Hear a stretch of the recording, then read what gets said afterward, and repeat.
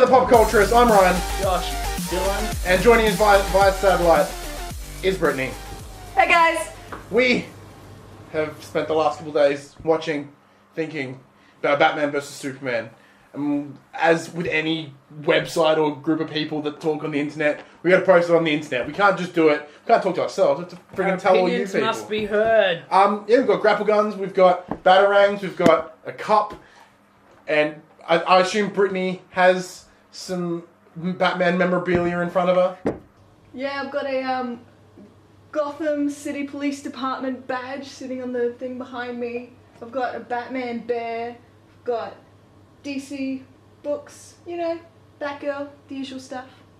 The good stuff. Come on. I'm trying to think, should we just be like in a couple sentences, what did you think, or should we just give a quick summary, like what... We probably should have talked about this before. Batman vs. Superman is the latest film from DC Comics and Warner Brothers. The basic premise of the movie is... They fight. The movie sort of sets up the idea of, does this world need a Batman? Is Batman a, Superman. Superman. We need Batman. Fuck, we need Watched Batman. it. We're 3 minutes. You don't even know who the characters are. Come on. Someone fucking do my job for me. Dylan. Well, Batman vs. Superman is about Batman. So what happens is, at the start of the movie, you see the events of Man of Steel through Bruce Wayne's perspective, and he is running to Wayne Financial as General Zod and Superman are kicking each other's ass, and in the process completely destroying Metropolis. Not the whole city. And a lot of people that he cares about die in this building being destroyed, and he realizes that this is a huge threat as Batman that he has to take care of, so he devises a way to take down Superman. And that is the course of the movie. Yeah. Until they become best friends. Best friends! And defeat the greater evil with the help of a voluptuous vixen. It's not Vixen, it's Wonder Woman. Characters. So, let's kick it off. Brittany, give us a small rundown of what you thought of this movie. The biggest thing that stood out for me was the investigation into the psychology of Batman. Like, it's just... You don't really look at that. Like, okay, yeah, his parents died, rah, rah, rah. But he is so, like, paranoid. And he is so twisted. And that would, of course, happen over the years of being Batman. So, yeah, just the psychology element of this story. Brilliant. Josh. That's my turn. Yeah. I've been awake for a very long time. Look, the movie had its obvious flaws, as Dylan has his essay to point out later. So, I've seen it twice, and I've decided as a fan, I loved the shit out of it. Mm-hmm. As a critic, there's a lot of flaws that could have probably easily have been fixed, which we will divulge into shortly. Right. Look, I'm in the same boat. This movie, it shouldn't be as divisive as the internet is making it out to be. This movie is good. It's not great. It's not horrible. It's good. It's about a 7. Really, that's the easiest way to put it. From a second viewing, though, a lot of the plot holes and issues do sort of get sort of self-mended a little bit. But I thoroughly enjoyed it. From a comics perspective, there's a lot there to work with. There's a lot to get you excited. But from a general movie perspective, it is a little bit of a mess. Dylan? Ha ha ha! Now you guys are expecting me to rag on it. But as a movie, it's a good movie. No, I'd say it's an average movie. It's an average movie. Yeah. Like a 5 out of 10, 6 out of 10, but we'll get to that. So, as a movie, it's way too long. It takes a long time to get to the promise of Batman vs. Superman, and there is a lot of, not necessarily filler, but I think the things that the filmmakers wanted to do different in this universe, and look at the real-world repercussions of Superman and Batman, and the politics of it all, and how it affects the world, and that's the least interesting part of the movie, which is the majority of the movie. That's my problem. On your point of... Funny. On Dylan's point of it taking a long time to get to the promise of Batman v Superman, the whole movie was about Batman v Superman. Just because they weren't fighting from the first minute doesn't mean it wasn't Batman v Superman. Like, you can verse The someone without the whole movie punching. was them sussing each other out and Batman doing his digging and all that. It was Batman v Superman from the start. Just because they weren't punching each other. And I do strongly disagree with you about the political side being the worst part of that movie. I think what I love DC Comics for is sometimes, there are some books that are just stupid and fun, and that's great. But there are some books that have something bigger to say. And I think this movie really sort of shaped that in terms of it made you ask a question. In a real grounded world, how would we react to a man that has unlimited power that we're aware of and currently answers to no one? I get both sides. Yes, there was definitely a political message there, but I also agree it didn't make for fun viewing. Well, it depends on what I think with this movie, the biggest issue it comes from is expectation. This is another one of those movies, I imagine probably the Star Wars as well, where what you thought this movie was going to be will fundamentally change your experience in that movie.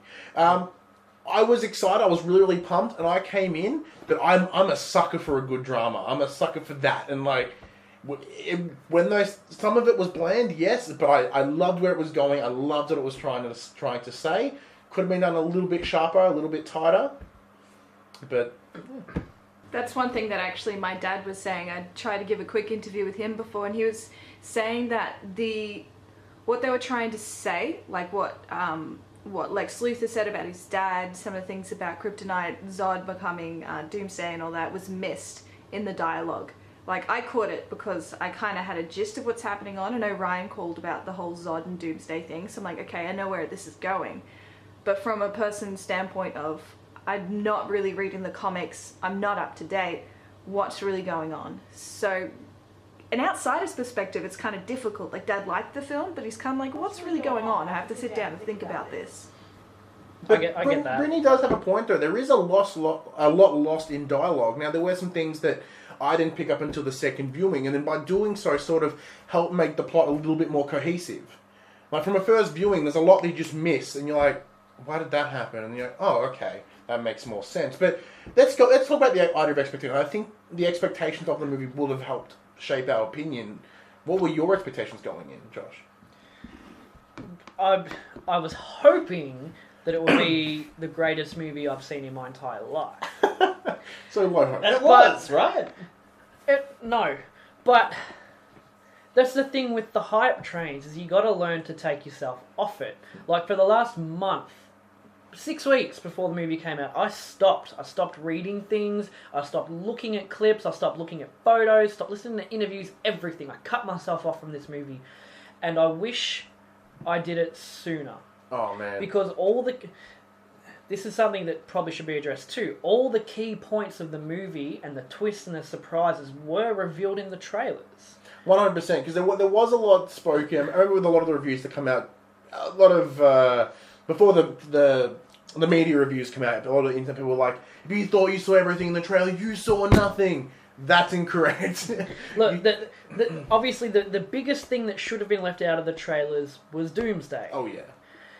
And as far as the trailers go, it is hyped as Batman v Superman punching each other for an hour and a half. One of the key hashtags is who will win. Their screen time fighting each other was probably around 8 minutes of a 2.5 hour movie. Yeah, but the verses you were talking about, their screen time not punching each other was the whole movie. Was the one scene where Clark and Bruce met briefly, yes, and the one scene where he ripped the Batmobile no, open. But what I'm getting at is the trailers portrayed it as an action-packed fighting movie, which it is not even close to it. Not that I minded everything else, but the trailer, it took a long time to get to that, is basically what I'm saying. Yeah. You were an hour and a half in, probably a bit more, hour 45 in, before it really picked up the pace and got fun to watch. Granted, once again, second viewing, I enjoyed all of it. I paid a lot more attention. But I think the first time I was kind of like, there were dips. I'm like, I'm bored. Why is this happening? I don't get it. And the second viewing, I'm like, okay. And but expectations for you, Dylan, because... Alright, there's a few things I need to say first. So, one of my arguments is, I feel terrible for kids. Like, kids wanting to go and see this movie and be excited about seeing Superman and Batman, two superheroes from comic books, it is like long and, like I said, it's got that heady concept, but there's things like dealing with Homeland Security. Can I interject there? Yeah. Because I have a 7-year-old son who's begging me to take him to see this movie. Yeah. And I know for the first hour and a half he's going to be bored.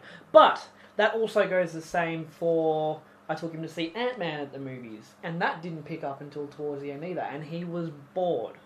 But what is the rating of Batman versus Superman? This isn't made for children. We can talk about comic books, heroes, and children being disappointed about the movie all we want. But if the rating is not for children, then why should we care if children are disappointed? Having said that, Britt, that it's not a movie for children, Dylan has a very good point about that. Well, like I was saying, there's like Homeland Security issues, yeah. terrorism, false messiahs. Shut the door. There's long journalism meetings and getting deadlines of newspapers and things. Like, just like boring, and a lot of it is plot device. Like Brittany was saying as well, with not coming into it from a fresh mind. Like, never is she mentioned as Wonder Woman. Like, no, people will be like, not once. Who is this person? I caught her name, said Miss Prince leaving the plane, but people will be like, not knowing who Wonder Woman is. Who was that? Like, Lex Luthor's evil, but why is he evil? Like, you know that Lex Luthor is an evil villain, but in the movie, would cinema goers be like, so what's that guy's deal? No, this is from a second viewing. What are his motivations? From the second viewing, you pick up that a little bit more. So the conversation does. You have to pay attention to that first time that Lex Luthor's on screen. His entire motivation for what he's doing is based in that conversation that he has with that weird senator in the lab. You have to look into it a little bit, sort of break it down. But he does Is the cat still in here? Yes, the cat is still in here. Cat, can you? It's right here. Come on. I can't touch it. I'm allergic. And you put it Yeah, on my face. Come on, cat. Melly, can you go get the cat? I thought everyone locked the cat in here. What I was getting at when I said Dylan has a good the point. car now. What I was getting at when I said Dylan has a good point about the movie not being for kids. Something he brought up before was the fact that it is marketed because of the pop-up stands and the lunch boxes and the toys, and yeah, we all get in on that too. But it's in the children's toy section of the toy stores. They're gonna be hyped for this movie because majority of shops don't have an adult kids toy section. There's your answer. But then they shouldn't market it to children. like lunch boxes. I have a Batman lunch That's box. what I just said. We do, but it is primarily marketed to children. That's how these toys go. And I'm excited that there's adult comic book movies for people. But I was thinking, even something as like Deadpool is an adult movie. It's got violence, it's got sex. And I guarantee there's 100 of kids that wanted to see it. Yeah, and as a movie, I think if a kid watched it, a kid would be entertained watching Deadpool. It probably Whereas would be. Batman versus First Superman, of all, you're a fucking horrible parent. Yeah, but I'm just saying on an entertainment level. Like, it's an adult. It's made for adults, and it is a comic book movie, and it's a superhero movie. But adults could enjoy it, kids can enjoy it, you know, the things that they shouldn't be seeing. The point is, kids will get a laugh out of Deadpool. Whether they get what's going on or not. It's funny. It's fun, it's entertaining to watch. But Marvel and DC make different movies. They've always made different movies. But at the end of the day, it needs to be entertaining. It can be like a It heady was. drama. I thought it was It can be incredibly a entertaining. heart-wrenching, like World War II Holocaust story. But if it's entertaining and What's rewarding, entertaining about a Holocaust story? Because it moves you. He was the only one going, ha ha ha, during Schindler's List. I'm just saying it's not entertaining. Like a majority of the movie. Again, when it gets to the fights and things, I don't want to be the guy who's like, just get to the fighting, I want to see explosions. That's exactly who you are. And the other thing, the problem is, I love the way that they brought the destruction, which was a huge complaint from people with Man of Steel, and brought Bruce Wayne into that and made that the conflict, that he was like, this is completely out of my control and it's up to me to do something about this because it's a world threat. And in the movie, it comes with the idea that he's been doing the Batmaning for 20 years. And what legacy is he going to leave? And the idea that he's older than his father when he died. And realizing that he can't do these things alone, I need to find other people who can. Which is the idea of the Dawn of Justice. But the problem is, that's the conflict between them in the movie. The fundamental problem is, the ideologies of the Batman and Superman, which a lot of people are talking about, is that Superman is the noble goody two-shoes, and Batman is the do what it takes, get down and gritty kind of character. And that's why they clash, because they both want the same thing, but they both go about it different ways. Yeah. And in this movie, Superman kills, Batman kills, and they're both moody little bitches. Brittany, anything to add to that? Because we've been ranting for a while. Yeah, no, I forgot about that point, but that's really true. I was really puzzled with some of the explosions. I'm thinking Batman doesn't care. It's like he's not killing them, really. I mean, but he's not saving them. No, That's sort of that idea. I don't legit. kill. You cannot dispute that some of his actions cause the death of people. Yeah. But, do you want to go that a little bit further, Brittany? I was just thinking along the lines of Batman, like before this film came out, I was just thinking, oh my goodness, another Bruce Wayne origin story, and I was just like, okay, I'll just have to sit through it. That is the first and only time I have ever teared up for Bruce Wayne. I have never really, just when he was at the very start, when the pearls get clicked into the gun, and when the dad is looking over to his wife with blood splattered across his chin. Like, that was just huge. I don't know, just the way that Zack Snyder has brought that across just really hit.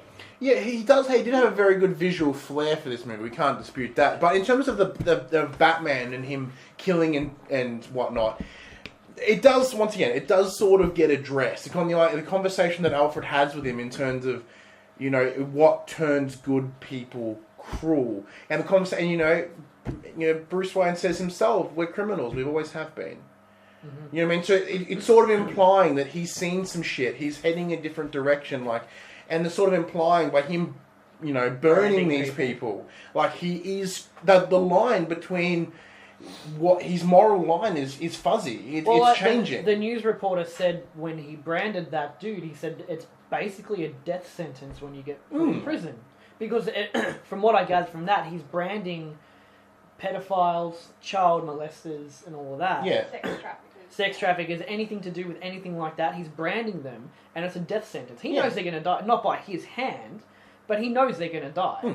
And you can sort of see, once again, the psychology of Batman is there a little bit in terms of when he realizes that kryptonite is on that truck, his priority is, I'm getting that rock.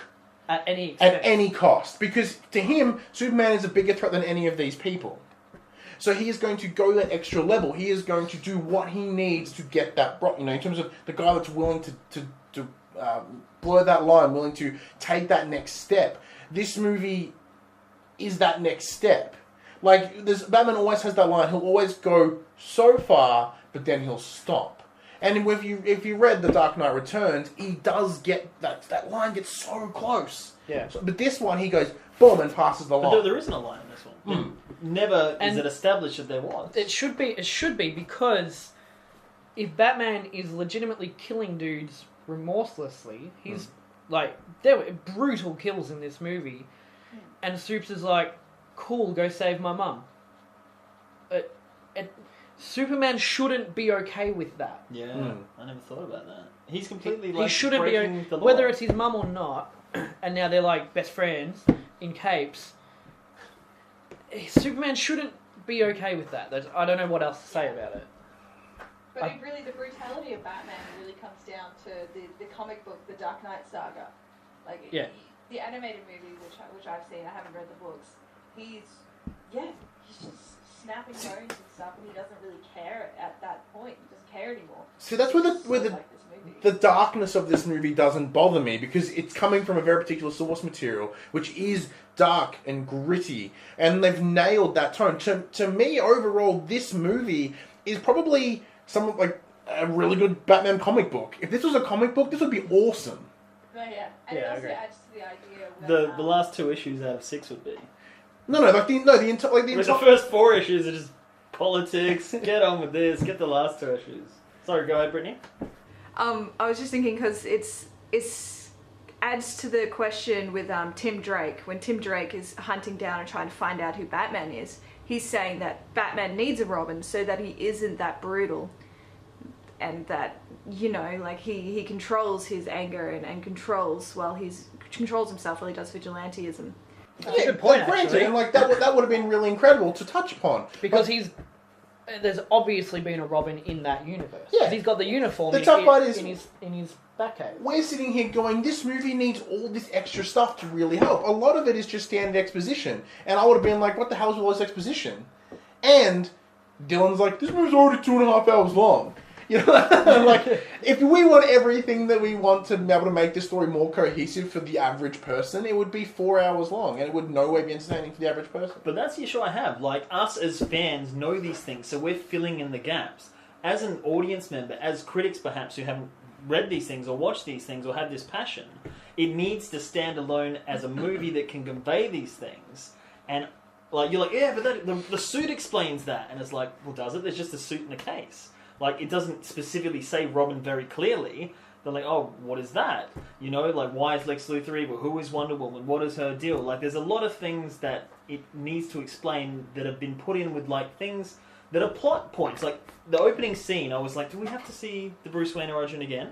But it specifically pays off. Like, everything that happens in that specifically is for a reason that sets up. Yeah. All the Lex Luthor stuff, which drags on, is specifically setting up the battle between Superman and Batman. It's a plan that he's put into place.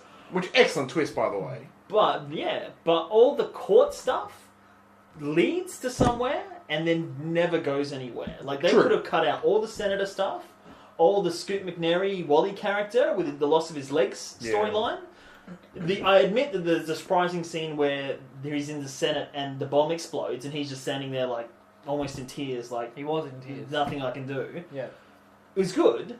Cut all that out, it doesn't have any problem. The people already hate Superman up until that point. They just hate him a little bit more after that. Yeah. And that is like literally the opening scene with the Bruce Wayne's parents dying again, then him having this awesome chase through Metropolis, and it's tense, and it's emotional, and I care, and it's exciting, and it's visceral, and then there is an hour and a half of like plot. And like I was with the audience, and people were on their phones. Like there were sighs, there were groans, there were shifts, like a wave of shifting in seats. And then it was like, oh, another scene. Oh my god, another scene. And not in a bad, I want explosions way, in a it's dragging and this is boring way. However, you kind of needed June Finch as a bit of a government opposition to Lex Luthor. Like, she was like, I see right through your crap, and I'm going to call you on that. Don't give me any of Granny's peach iced tea. And I loved her character. I mean, I understand where you're coming from, but it shows... I don't know, like, every movie nowadays with a government official is usually so quick to make him out as a two-faced bad guy. And they've done something different here where they had the two-faced bad guy who had to eat that lolly from Lex Luthor. But you had Senator June Finch, who was so... She was a hero without a cape. Like, she wouldn't take anything from Lex. I hated her character. Well, speaking of characters, let's jump into that. Because we've talked a lot about the plot and all, and I'm sure we'll address the plot again in this conversation, but let's break down the cast. Like, okay, so... First of the bat, one of the most argumented things ever, Ben Affleck is Batman. I think there are a lot of people out there that will be eating their words. He was exceptional in this role. I think he had he had a Bruce Wayne and a Batman. But the Bruce Wayne was still pretty Batman. But he sold me so much more than Christian Bale ever did. I think his Batman he wasn't a detective Batman, but he was fucking brutal. Much preferred the augmented voice instead of the growly voice. Yes, they gave him the voice called? The arrow thing. Modulator. Yeah. The modulator. Yeah. Thank you. Look, any scene for me that Ben Affleck was in as Bruce Wayne or Batman was an interesting scene. I enjoyed watching him as either character. Probably the highlight of the movie, actually. I know his fight scenes were. He's the only one that really had fight scenes outside of everybody else. But he killed it. He fucking killed it, and I loved it. Along with a whole lot of bad guys. And he killed a lot of bad guys too. Which actually, walking away from, I was actually, although I questioned it, I was kind of okay with it because he was older, because he was paranoid, because he was gritty. that is sort of acceptable. But I completely agree with you. He was amazing. Yeah, I like the suit design that it looks like the Dark Knight Returns design. I love all the imagery throughout the movie that harken back to that, where he's on top of the tower with the gun and Superman getting blown up and turning all skeletal. The Batsuit looked cool. It's so simple that his head can move. Like, it's just rubber mask. Like, why it took them 20 years to figure that out. Like, even Christian Bale had a bike helmet that twisted. It's just like, you move. It makes perfect sense. But I love Bruce Wayne, Ben Affleck, but I had a hard time seeing Batman not as Ben Affleck. It was like, I didn't get the differentiation between Bruce Wayne and Batman, but I always liked the concept that Bruce Wayne is the mask and Batman is the human, and he's just always Batman in the Batcave when he's not wearing his mask.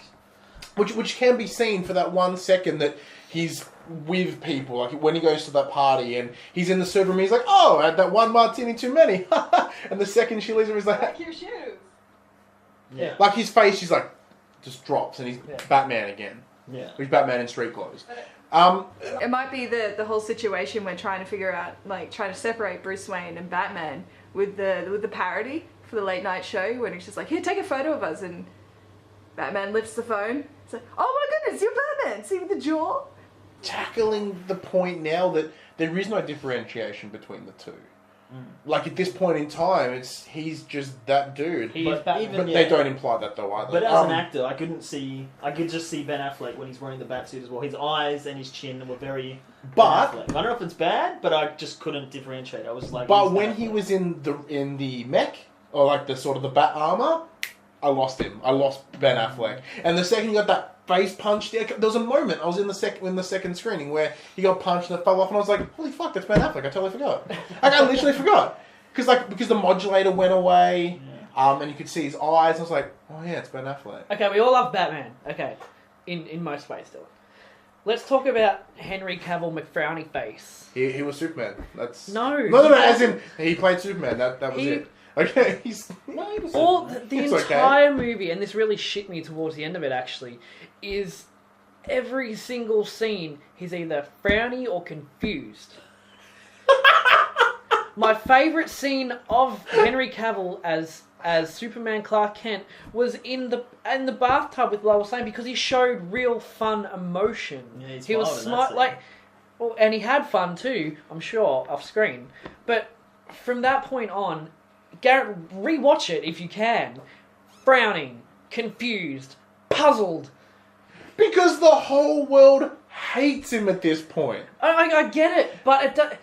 You're just lucky the whole world loves you, Josh. I don't know. I just... Look, granted, he's definitely more a dark, brooding Superman, and we knew that coming from Man of Steel. Like, that tone certainly came with this movie, but... I enjoy him as Superman when he's doing Superman things. But when he's just standing around and upset and puzzled and frowny... Well, he didn't really get to have a fight. The only person that stood a reasonable fight against him was Batman, because every other time he confronts anybody in that movie, he launches them through a wall, and he wins. He enjoys doing it. He's like, boom, and then he wins. Problem solved. I get... You don't like the confused looks and stuff, but how amazing was it when, like, Superman or Clark Kent... And he's sitting at his desk and he's watching the news and he's seeing that people don't like him. And he just turns around like, what have I done? Why don't they like me? You know, that's such a confused, like, sad puppy dog look. Why don't you like me? That's fine, and it was emotion and it was good, but I noticed him frowning, and then for the rest of the movie I noticed him frowning. And it just started to bug me. I don't know why. Did it make you frown? It made me upset because he's not having fun. He's a superhero. He should be having a great time. Let's move to the third part of the Trinity with Wonder Woman and Gal Gadot. Let Britt start this one. Britt started this one. Yep, that's it. I don't know, like, is there anything negative to say? Her costume, like, her skirt Could was you a just lot use shorter more than I words thought. then? But although it was shorter, it was still hinting at the traditional kind of, like, the jumpsuit without any, like, legs and stuff. So it hinted to that. She was strong. She was, she jumped right in there. She knew her way around a sword. She was, like, enjoying the battle like a normal Roman or Greek warrior would. And she's beautiful, she's intelligent because she knew what Bruce Wayne was doing by following him and stuff. She knew what his tech was for, so she stole that. She knew about the sword, so she's obviously like intelligent in that she's followed different artifacts around. Yeah, so I'm a happy little chappy. I agree, but I think you're bringing a lot of outside knowledge into Wonder Woman's role in this movie. From a complete movie perspective, she was excellent. They never addressed her as Wonder Woman, but luckily with the way DC market DC Comics, there are 3 characters that everybody knows: Wonder Woman, Batman, Superman. I'm about to chime in with that. Does anybody at any age now need to be told who Wonder Woman is? Whether they're a fan or not, you know. It's like generational knowledge passed down. You know who it is. You don't have to be told, hey, that's Wonder Woman. Yeah. So that's how DC Comics market all that. They have their 3 people that are sitting above everybody else, and then everyone else is below and sort of B characters. With Marvel, they sort of have shaped it now, so they have those tentpole characters like Iron Man and Captain America and whatnot. But DC didn't have to worry about that. Who else is there? I'm not sure. Their tentpoles are Iron Man, Captain America, and Thor. That's their tentpole. Ant-Man is A tier now. They can do it. And Wolverine, of course. But at no point do they address her as Wonder Woman, which is fine. It's implied knowledge, but it shouldn't be, but it is.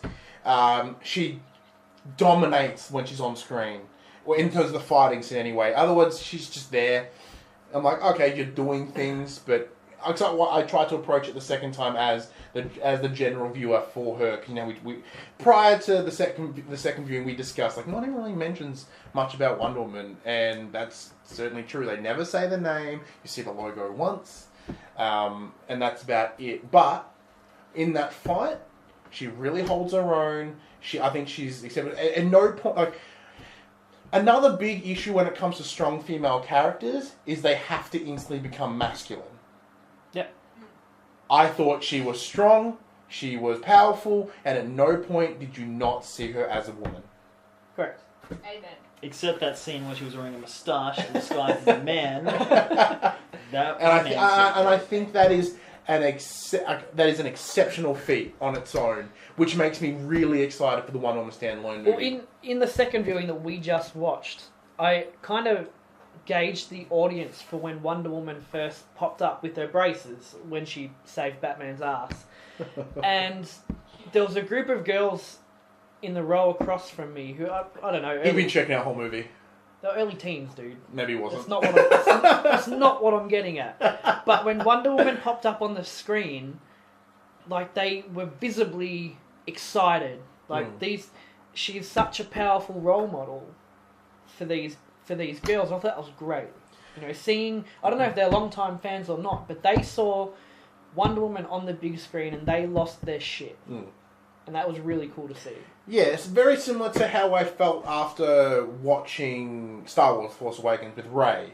I'm like, man, there's going to be a whole new generation of girls going to really love this. And it's so good because they've created such a powerful character that I think girls and women should look up to. Not look up to, but they should reflect it. I don't know. There's something about like... It's alright, I get you, man. Yeah. How much... Sorry, go ahead. Oh, that's bad. Oh. How much did they push... Like, they must have her theme music down because they thrashed the shit out of it. When Bruce Wayne is, like, clicking on his computer quietly in the Batcave, and then it comes down to this picture of World War II or World War I Wonder Woman, zooming in on the thing, and then back at him, and back in the picture. For clarity, they played it twice. No. They played it properly twice. Wonder Woman turns up. That's the second time, isn't it? Oh, come on. And then Superman flies in and fights Doomsday, doing Superman's things, like music's like... And then Wonder Woman does, like, rips the thing. No, that was a different track altogether. No, so was. That was Wonder Woman. Josh is 100% right. There were 2 times that movie did play. It was once, and the problem... It is good. I was like, yeah, but it is so. I can certainly see where you're coming from because it is incredibly prominent. The second that he clicks that picture, bam, bam, bam. Look, the track itself is really so good. But a lot of the music overall actually felt out of place to me, particularly when Lex got I think when he got Zod's body, or no, when he was walking into the Kryptonian ship, there was a certain track. It must be his theme song, and it's good, but it didn't fit. Well, let's keep going with that. Jesse Eisenberg as Lex Luthor Jr. I'll kick it off at the bat. He played Jesse Eisenberg. He's pretty much played every person he's ever played. I have sort of seen some critics and sort of mentioned that, but he has this weird little twerps and tweeps and they like everyone's like, hey, does it like every 3 minutes. He does it like 4 times, and even then it's like noticeably weird, but it's not a prominent part of his character. You know what I mean? Like there's a couple times when it's when he gets all snooty. Yeah, but there like. It's not like majority of that movie is him just talking, and then there's 3 points where he goes and then rethinks what he's saying and kind of gets flustered, and that's it. But they certainly went down the line of a more psychopath, unstable Lex Luthor, where he's more manipulative but crazy manipulative in terms of this is what I pit these people together, which is something I did not see happening. What, that he was the mastermind? Yeah, I had no idea that he would be the guy that's like, look, I got your mum. You have to fight that dude. I've made that guy hate you.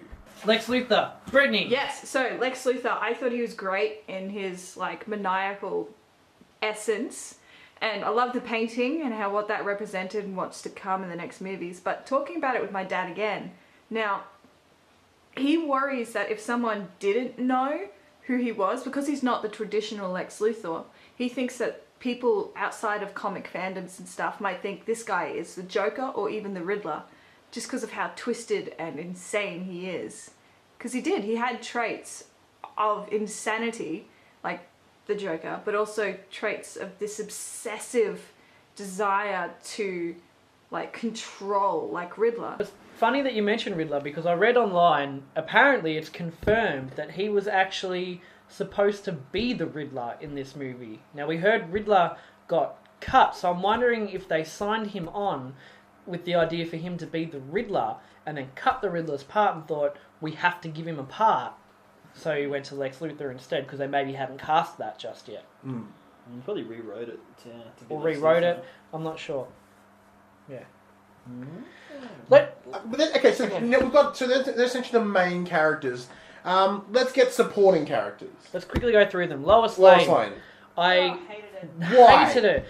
3 times in this movie she was damsel in distress, 2 of which were her own fault. Yeah. And anytime her and Henry Cavill are on screen together, I don't feel it. I am not obliged to care. I do not care about their relationship. They have chemistry as actors, but I don't know if it's how it's written, but I am not invested in their relationship. I do not care. And it's the definitive relationship in comics. Clark Kent and Lois Lane. I remember when they got married, everyone's like, oh my god. Yeah, and I don't feel their connection. She seems to be there just as a plot point.